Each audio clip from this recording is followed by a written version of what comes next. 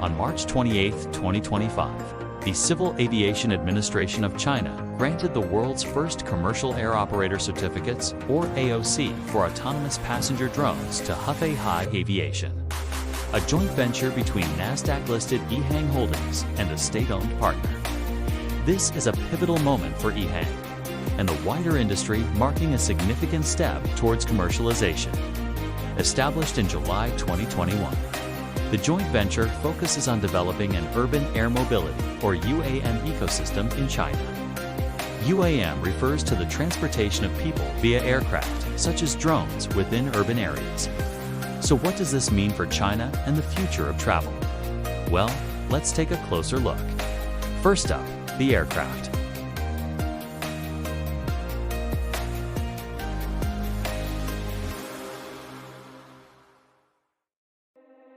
Meet the EH216S, a two-seater eVTOL. That's electric vertical takeoff and landing drone. It has a top speed of 130 kilometers per hour and a range of 35 kilometers, enough to cruise across a major Chinese city. The drone is equipped with 80 electric propellers, enabling it to take off and land vertically without a runway.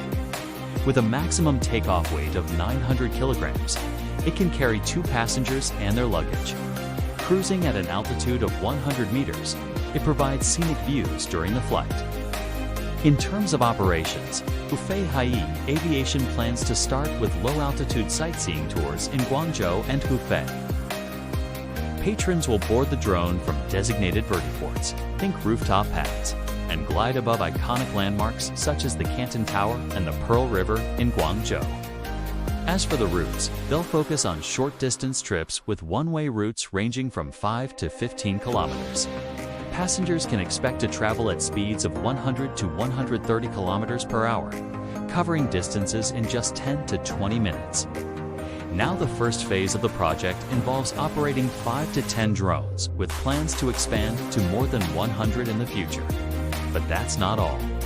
EHang's Chief Operating Officer, Wang Xiao, said that after accumulating enough data and operating the drone for some time, they will roll out air taxi services.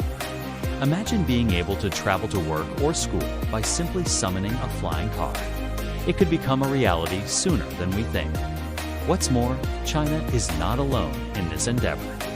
Companies like Fihang Aviation, Xpeng, and Geely are also testing their own flying cars.